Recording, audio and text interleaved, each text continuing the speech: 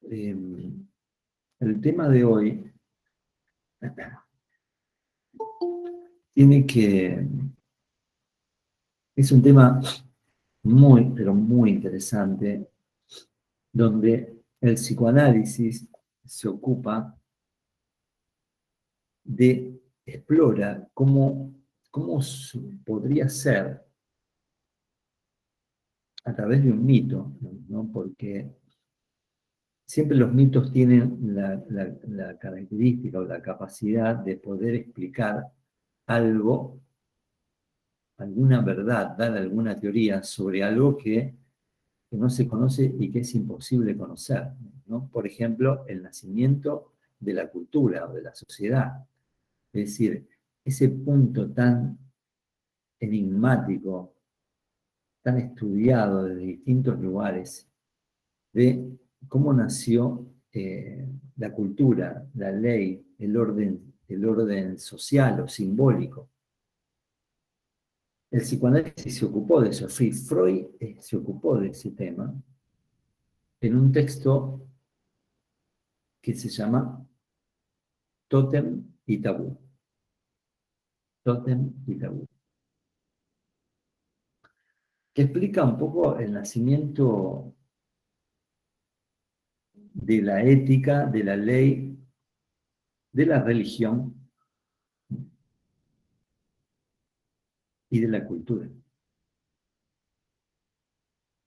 Ustedes recuerdan, en una de las primeras fichas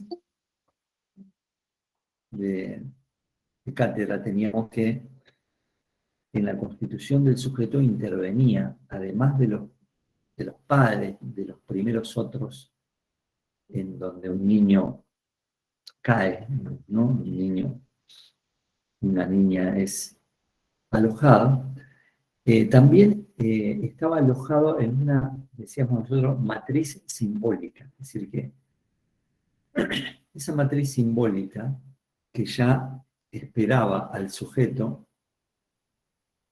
y determina al sujeto, porque el sujeto cae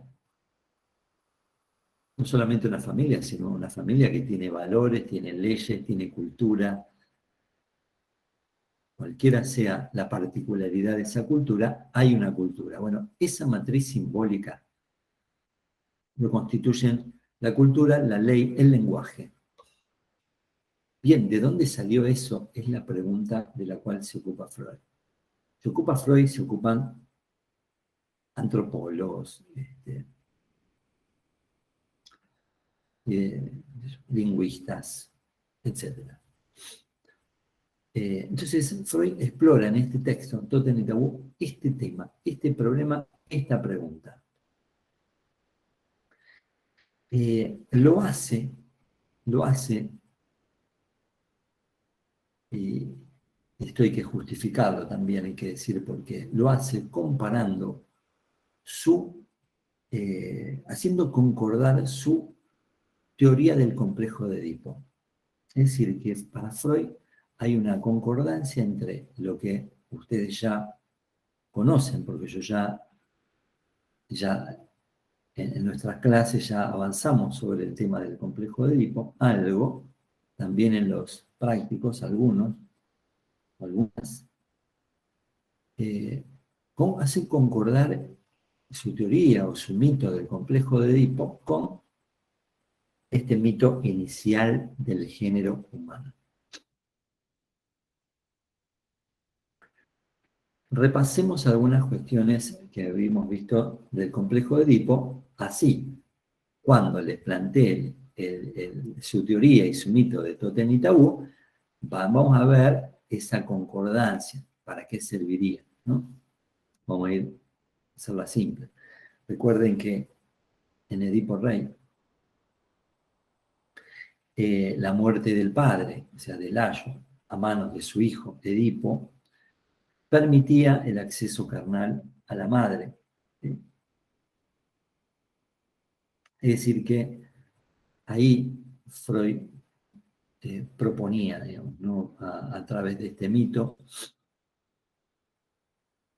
la inexistencia de esta operación psíquica de prohibición de goce.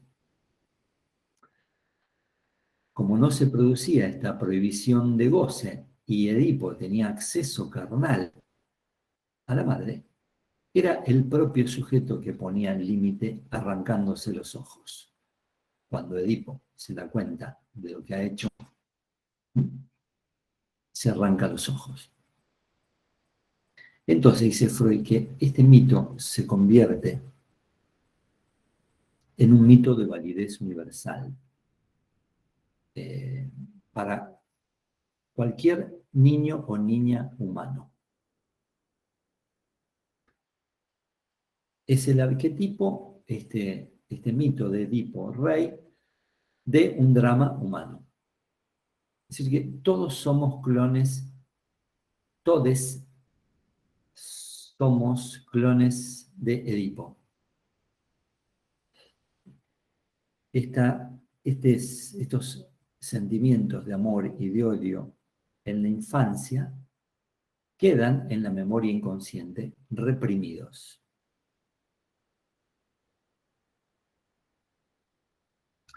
Y la renuncia a esos lazos de amor y odio de la infancia permitirá la inclusión en los códigos de la sociedad. Entonces lo que hace Freud en Tótem y Tabú es proyectar el complejo de Edipo en la historia de la humanidad, en el nacimiento de la humanidad. Es decir, proyecta esta teoría del complejo de Edipo en el nacimiento de la humanidad.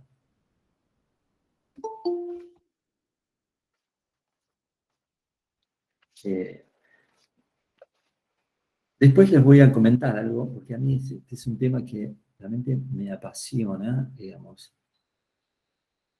Yo voy a meter algo en el medio, algunos datos, algunas investigaciones, de lo que se llama el proceso de hominización. Hominización.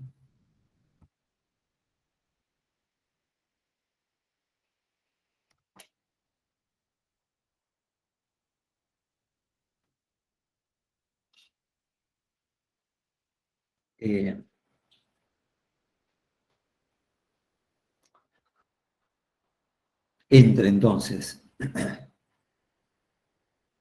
este mito de Edipo, el de Tótem y Tabú. Yo les voy a comentar algunos datos sobre este proceso de hominización que es lo que lleva de el pasaje del cual hay que establecer algunas teorías y algunos mitos, de el simio, el gran simio, que son nuestros primos, hasta la producción del género Homo. Todos los que estamos acá, todos ustedes que me están escuchando, todos posiblemente sean, en su gran mayoría, Homo sapiens.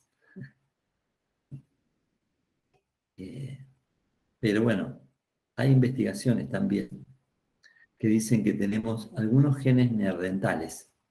Después les comento qué quiere decir eso, brevemente.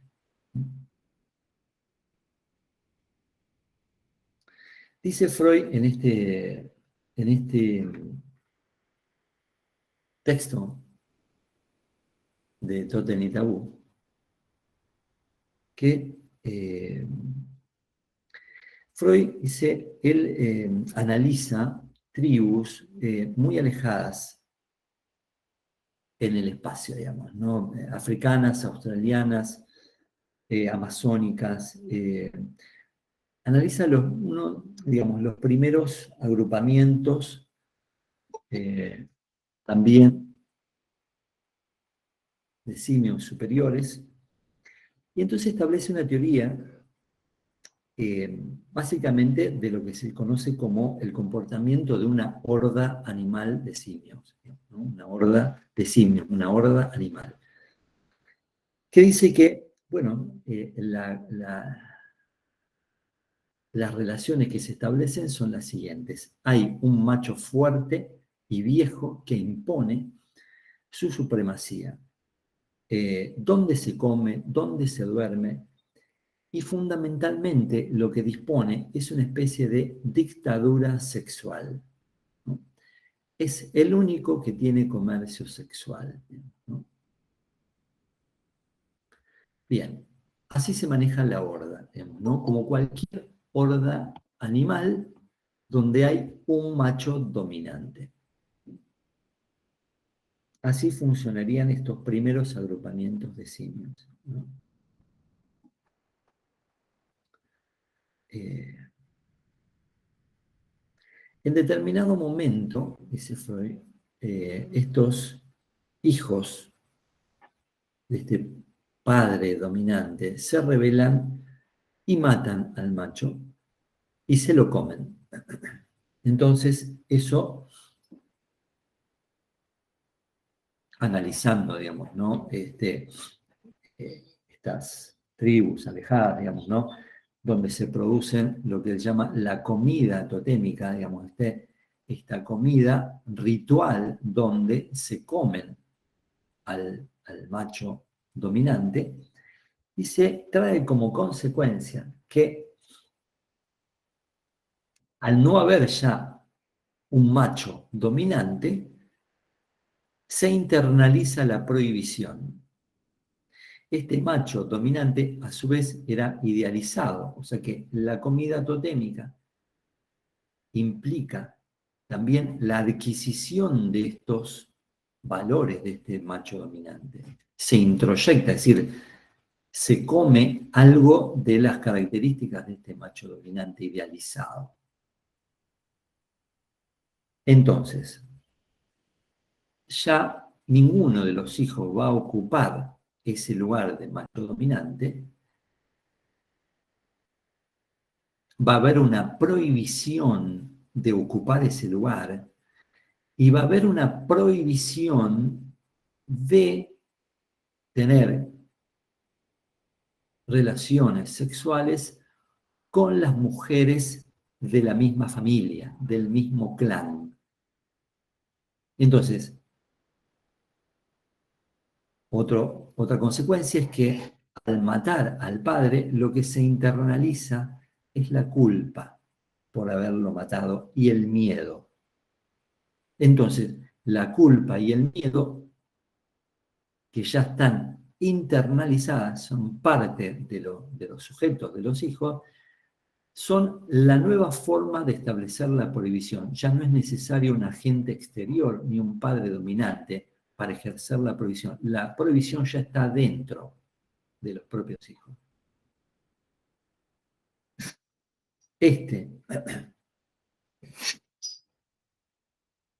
Entonces que la culpa reemplaza la coerción del macho dominante.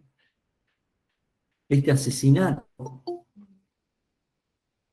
devino una divinización de esta figura.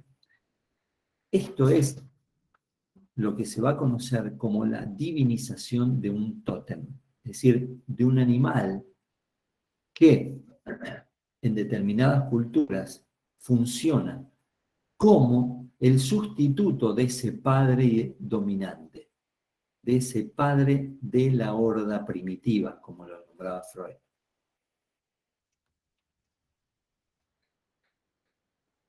Entonces, esta figura del padre como tótem, que va a oficiar como prohibición dentro de un mismo clan, va a ser una especie de operador estructural para poder entrar en una cultura.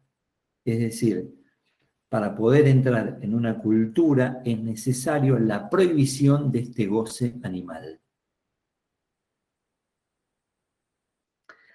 Una renuncia a ocupar este lugar de padre primordial orangután.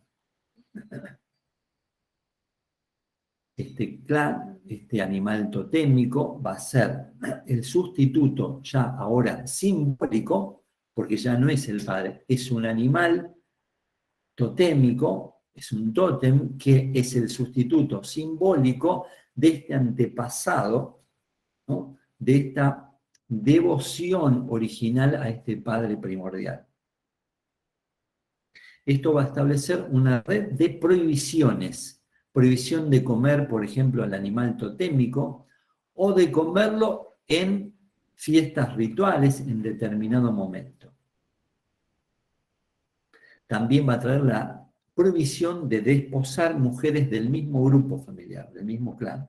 Es decir, que acá tenemos, a partir de este goce de ocupar el lugar de padre primordial y de esta prohibición de tener sexo animal, es decir, con las mujeres del mismo clan, como lo podría ser cualquier animal, va a establecer la prohibición, va a tener que establecerse la exogamia, es decir, de buscar las mujeres fuera del clan familiar, y esto va a ser la primera organización social cultural, primera organización propiamente humana.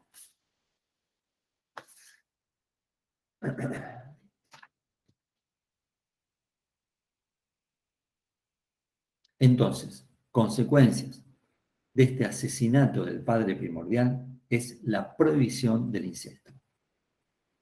Prohibición de ejercer el comercio sexual con las mujeres del mismo clan.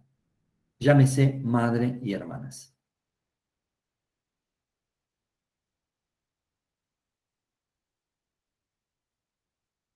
Profe, una pregunta. ¿Esto es lo que Freud realmente observaba o a partir de las observaciones generó este mito como para A darle partir origen y de sustentar la teoría? observaciones y estudios que después fueron confirmados por Claude Lévi-Strauss, ¿no? O Lévi-Strauss, como lo prefieran, ¿no? Un antropólogo, estructuralista que confirmó esta teoría diciendo en un texto que se llama Las estructuras elementales del parentesco, que dice que por más que haya tribus alejadas en tiempo y espacio, se comprueba que existe una prohibición del incesto, que hay una organización social donde hay una prohibición del incesto, es decir, que hay leyes de prohibición, hay cosas que no se pueden hacer. Hay relaciones sexuales que no se pueden hacer. Por más que haya tribus y hay todo un sistema de parentesco muy organizado, muy complicado en distintas tribus. Pero hay previsión. Pero hay previsión.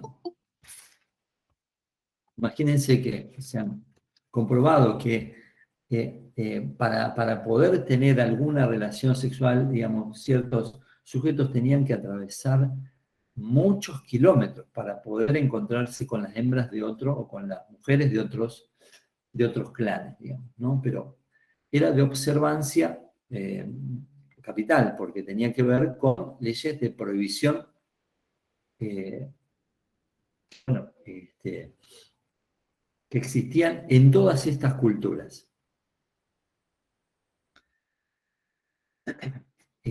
Freud, si ustedes leen en algún momento este ensayo de Totem y Tabú, van a ver que se basa en autores de su época, digamos, ¿no? Principalmente de Charles Darwin, digamos, ¿no? Darwin, que es el que propone esta idea de la horda primitiva y el asesinato del padre primordial. Después hay otros, toma de otros autores, donde que plantean este ritual totémico de la comida totémica, ¿no?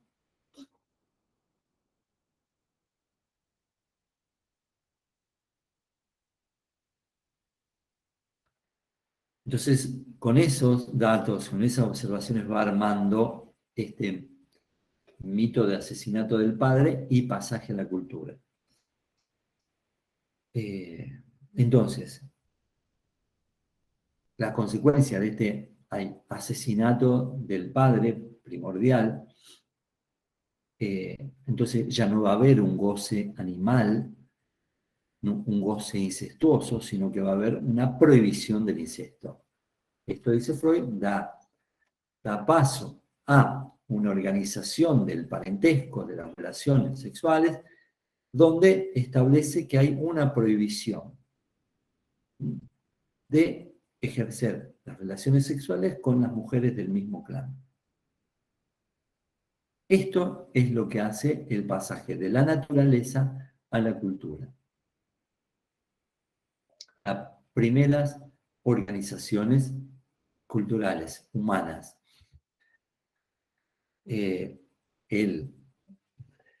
La posibilidad de establecer la religión, siendo el totemismo una especie de religión original, ¿no? De divinización de un dios, de un padre, de un tótem sustituto de ese padre, primordial, asesinado, y bueno, el nacimiento de la ética y de la regulación de la vida en sociedad. De regulación de la vida en sociedad. Por ejemplo, la exogamia, las relaciones entre distintos clanes que tienen distintos tótem, distintas divinidades.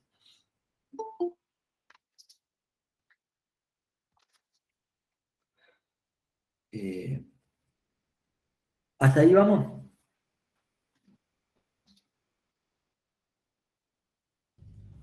Perdón mi ignorancia, pero no me queda claro qué es el tótem.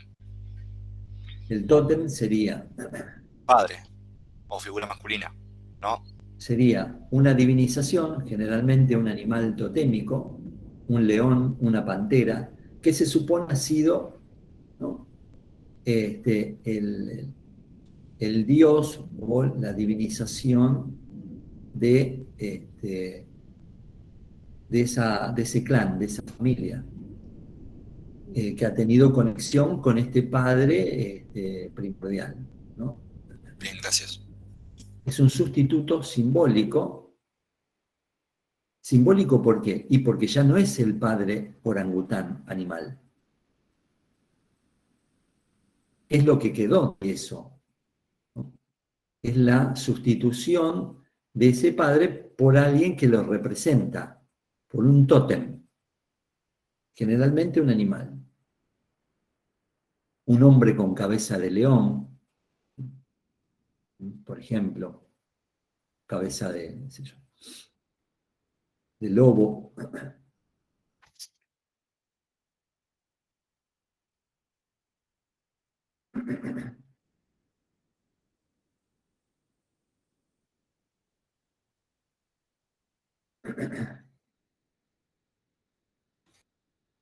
De águila, de, no sé, bueno.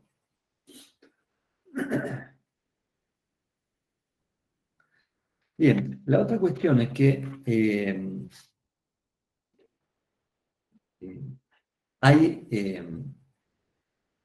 como investigaciones muy interesantes de lo que se llama, bueno, que está metido en todo este tema, que es el proceso de hominización, digamos, ¿no? De cómo es que definimos ser Homo sapiens, ¿no? El género, saben que es Homo, y la especie es Sapiens. Sapiens es la última especie, pero no es seguro que sea la última especie. Es posible que no sea la única especie, y es posible que esa, que somos nosotros, Homo sapiens, que devenimos de otra especie, Cromañón, ¿no? Con la cual casi que no tenemos ninguna diferencia genética, puede ser que no duremos tanto en nuestro pasaje por la Tierra, por el universo, lo mismo que han tenido el pasaje otras especies.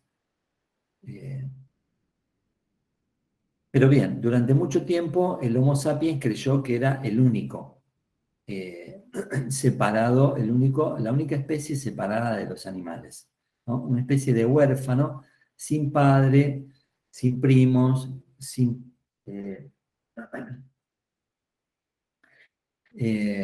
no animales, digamos, ¿no? Homo sapiens se consideró durante mucho tiempo que no era descendiente de animales, ¿no? Pero bueno, Darwin, como ustedes vieron en la segunda herida narcisística, viene a decir que somos parientes muy cercanos de una familia grande y bastante ruidosa, como son los orangutanes, los gorilas y los chimpancés. Quiere decir que hace unos 6 millones de años, una chimpancé, una mamá chimpancé que tuvo 2 crías, una de esas crías terminó siendo el ancestro de los que son hoy los chimpancés, y la otra, por cambios devenidos en esa especie, terminó siendo nuestra abuela, ¿no?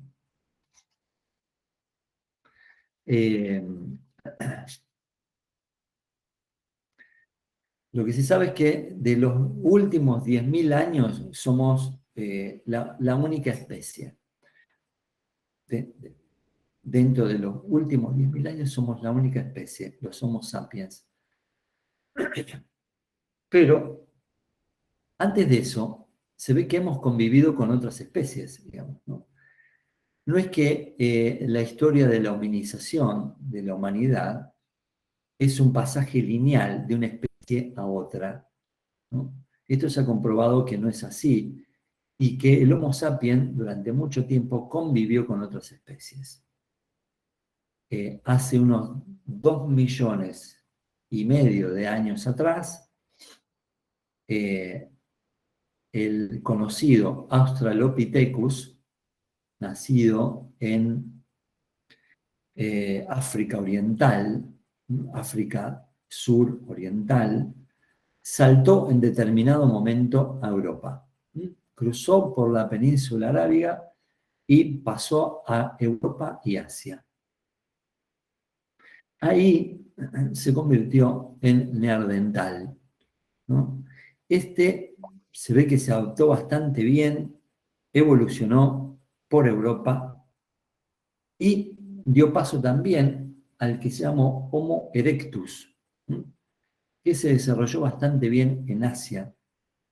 Esta especie de Homo erectus, mejor parado, con mejor visión y mejor habilidad con sus manos, sobrevivió unos 2 millones de años más o menos. O sea que podemos decir que el Homo erectus es una especie de Homo imbatible, es decir, no va a haber, es decir, la especie más duradera. Es imposible que el Homo sapiens, pensar que el Homo sapiens, que somos nosotros, pueda durar 2 millones de años. No sabemos si vamos a durar 1000 años. O sea que el Homo erectus es la especie Homo que más vivió sobre la Tierra. Y posiblemente sea la única que haya vivido tanto tiempo. 2 millones de años. O sea que desde los 2 millones a los 10.000 años, en los que somos los únicos Homo sobre la Tierra, hubo varias especies convivientes, ¿no? Es posible que haya habido incluso, es muy loco pensarlo, a mí realmente me resulta muy loco pensarlo, que, se los digo así, que nosotros hayamos tenido encuentros, es decir, como Homo sapiens, encuentros sexuales con otra raza animal, con otra especie animal. Por ejemplo, con los neandertales, que eran otra especie. Otra especie. Dentro del mismo género, otra especie. ¿Sí? Bien. A mí me resulta bastante llamativo. Por eso es que se han descubierto que hay como un 4% de cromosomas, creo que se le llama, o genes, no sé bien la diferencia, que compartimos con esos neandertales.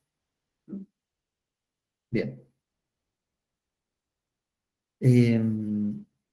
Lo último es que en todo este proceso de hominización resulta que en determinado momento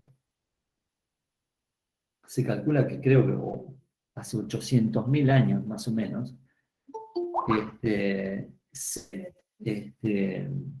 alguna de estas especies empezó a domesticar el fuego. ¿Esto cómo se descubrió? Porque había huesos, hay huesos de esa edad, de hace unos 800.000 años, que estaban cubiertos con ocre rojo. Resulta que el ocre no es rojo, el ocre es marrón, digamos, ¿no? Pero si lo sometés al fuego, es rojo. Y si encontrás huesos que están pintados de rojo, quiere decir que esa especie dominó el fuego. Y si dominó el fuego, ya es una especie que pudo cocinar, ¿no? Pudo cocinar, lo cual también trajo aparejada una gran cantidad de cambios anatómicos y físicos, ¿no? Si pudo cocinar, quiere decir que no necesitó un intestino tan largo. Entonces, permitió que se comieran mucha más cantidad de alimentos en menor tiempo y que dedicara toda esa energía al desarrollo de su cerebro y su cabeza, su gran cabeza, ¿no? Bueno, montones de cambios. La otra cuestión que se encontró es que también alguna de estas especies hizo ritos funerarios. Es decir, que consideró al muerto ya no una carroña, sino un antepasado común, ¿no? Un reconocimiento del semejante. La otra cuestión es que se encontraron marcas en los huesos, es decir, un hueso, por ejemplo, un hueso de antílope con marcas, como si fueran palotes, quiere decir que alguien ahí estableció una especie de escritura que no sabemos de qué. No sabemos si contó los antílopes que se comió, o las mujeres que tuvo, o los hombres que tuvo, ¿no? Pero algo contó, algo contabilizó. Hay una especie de escritura ahí. Entonces quiere decir que ya a todo esto, domesticación del fuego, ritos funerarios, ¿no? Y estas marcas en los huesos, esta especie de lenguaje y escritura original, quiere decir que en este momento tenemos un mundo ya no natural, sino un mundo marcado de símbolos, símbolos. Y ahí tenemos el nacimiento de lo simbólico para el humano.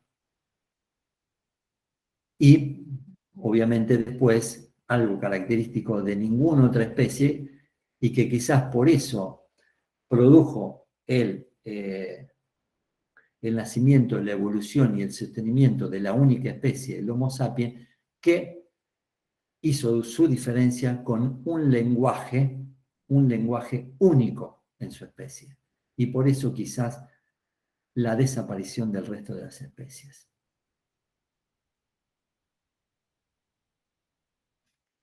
Bien. Por último, el Homo sapiens saltó de África hace más o menos unos 150.000 años, ¿no? Y convivió a partir de ahí con las otras especies en Europa, en Asia, etc. Bien, hasta acá es más o menos un panorama, digamos, muy, muy reducido de un tema muy importante. Bien.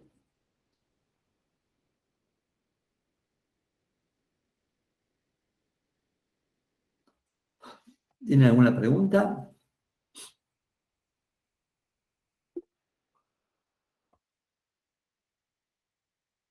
Iván.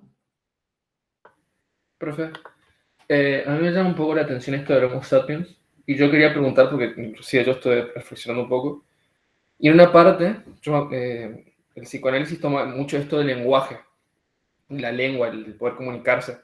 que se hace pulsión, bla, bla, bla, qué sé yo. El Homo erectus, antes del Homo erectus no había lenguaje. Entonces, antes de ese Homo erectus, ¿hay sujeto realmente o no?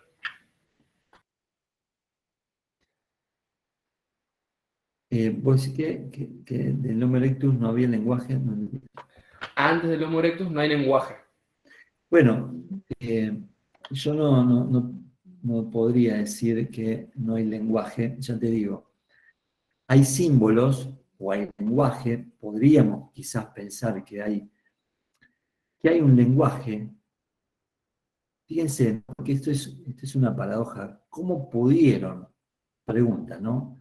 ¿Cómo pudo reunirse una manada de simios y matar a un macho dominante si no había lenguaje? ¿Cómo cómo pudieron reunirse los hijos de este macho y pergeñar la posibilidad de matarlo si no hay lenguaje? ¿No? Esta es una de las cuestiones. Si no hay alguna forma de pensamiento y de lenguaje. El hecho de fabricar, digamos, de tomar la posición erecta, ¿no? Y fabricar una piedra para cortar un alimento, una fruta, hay una posibilidad de pensar que ya hay algo del orden del pensamiento, es decir, ya hay una transformación de la naturaleza.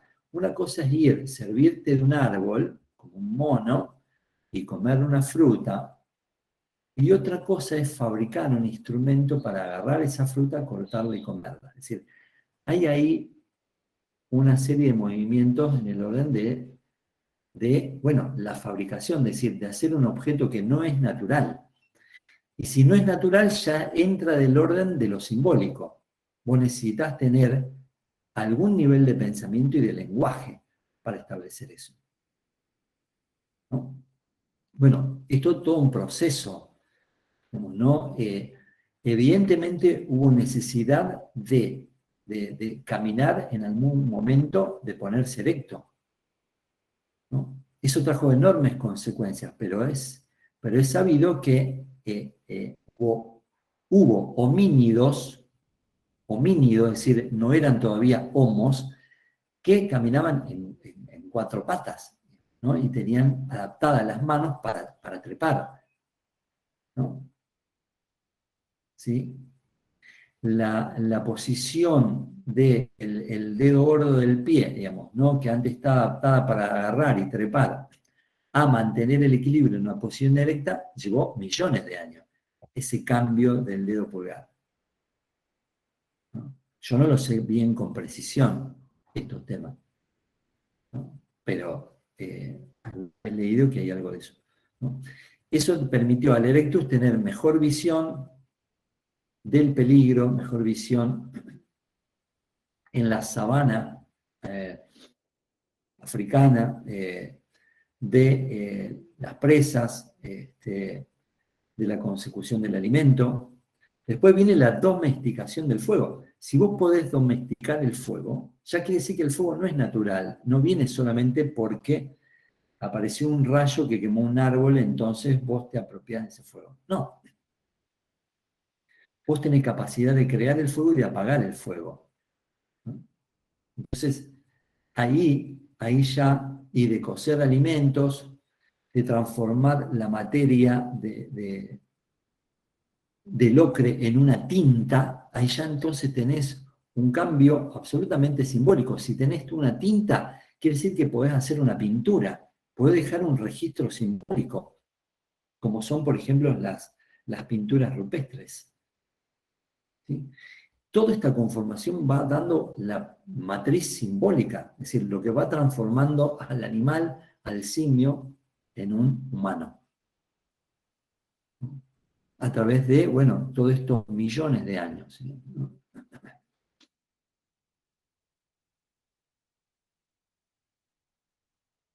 No sé si te contesté algo, Iván. Todo, profe. Gracias.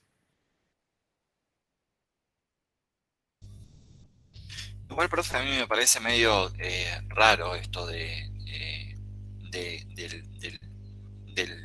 ay, no me sale, de que el hombre venga del Homo sapiens, porque no recuerdo si en esta materia o en filosofía trabajamos el hecho de que qué es lo que nos diferencia del animal, el hecho de tener un alma racional. Entonces, cómo en esa evolución de 10.000 años y pico, cómo pasamos de ser animales, no tener alma, con respecto a la construcción del sujeto, a ser animales y tener un alma racional, adquirir el lenguaje y todo lo demás. No es que lo esté cuestionando, pero me parece raro, nada más.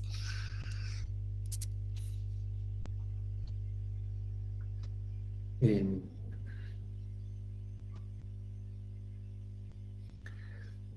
este, sí,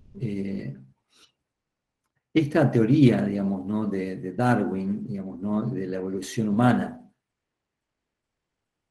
pensar la evolución humana, eh, se da a partir de Darwin, digamos, ¿no?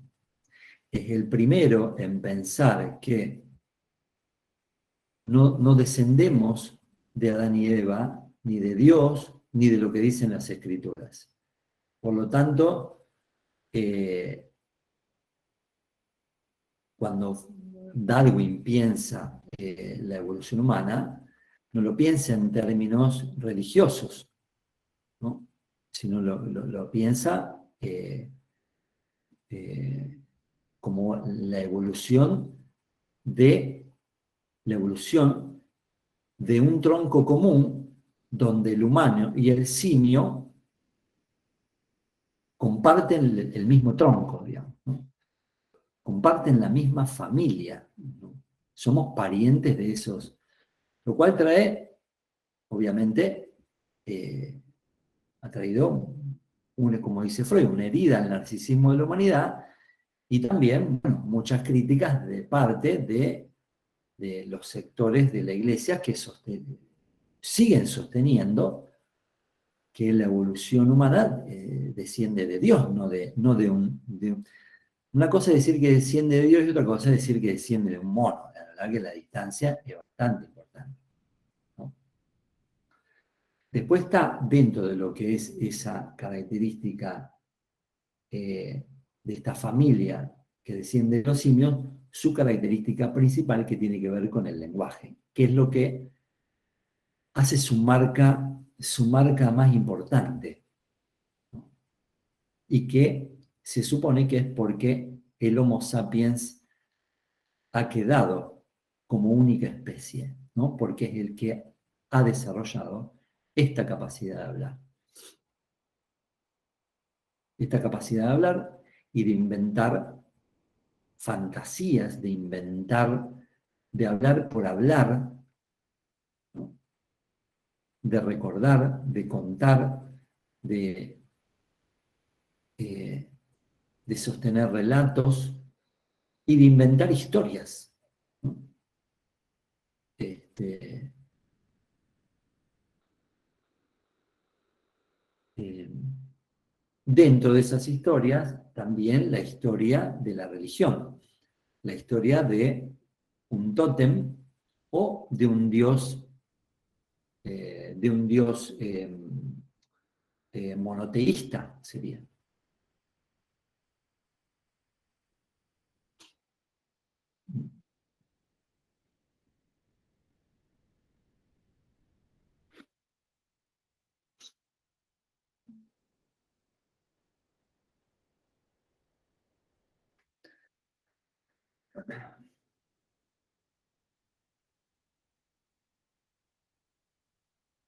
Bueno, ¿alguna otra pregunta?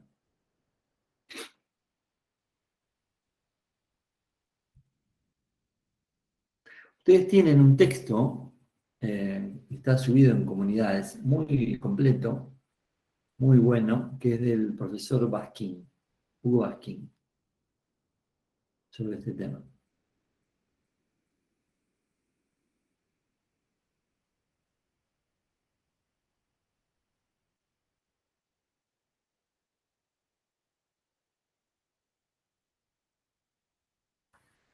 ¿Cómo es el nombre, profe, del texto?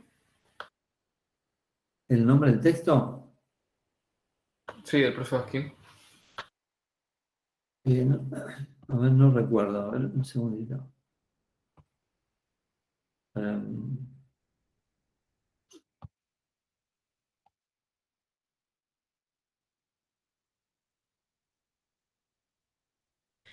Profe, acá hay uno en las fichas de cátedra que dice de Antonio Gentile,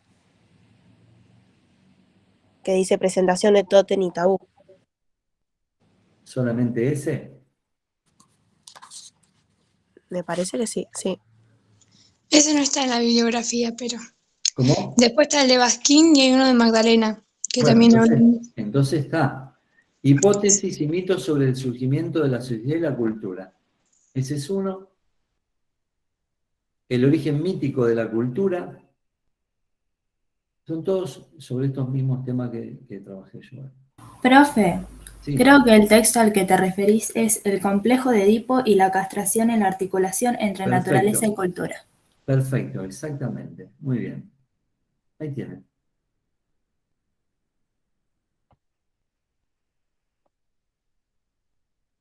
De esto, generalmente, está en la bibliografía, vamos a hacer preguntas. Es importante que tengan ustedes en cuenta la primera parte de lo que yo acabo de comentarles, ¿no? Lo que plantea Freud.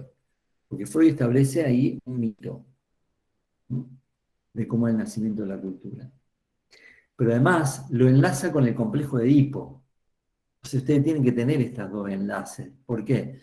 Y porque dice que, bueno, entre el nacimiento de la cultura y el complejo de Edipo hay una relación indisoluble, digamos. No es como que cada sujeto realiza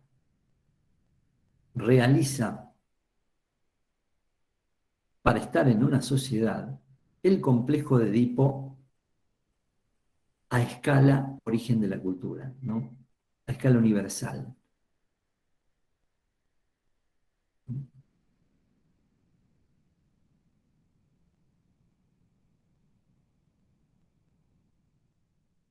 Es decir, que el del complejo de Edipo sirve para pensar tanto la cultura, el nacimiento de la cultura, como el nacimiento del sujeto. Esto es lo que ustedes tienen que tener claro. Entonces tienen que ver cómo es el mito del padre primordial y del asesinato del padre primordial y cómo es el mito de Edipo. El profesor Basquín trabaja los dos, por eso es muy importante ese texto.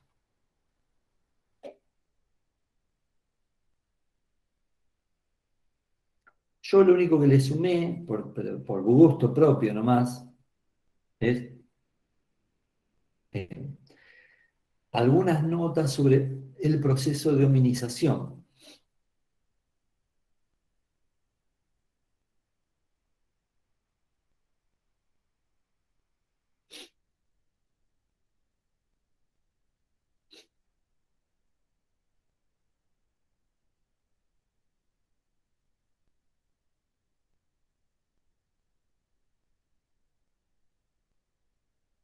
Acá dice Antonella, entonces leemos el de Basquín o Gentile. Yo diría, entonces leemos el de Basquín y Gentile.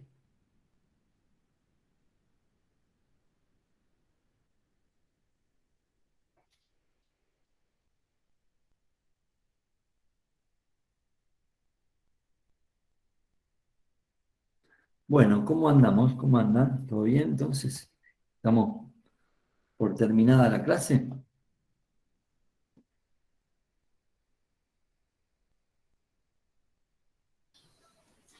Profe, buen día.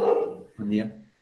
Una duda, ¿no se sabe cuándo van a ser los finales, más o menos la fecha o algo así?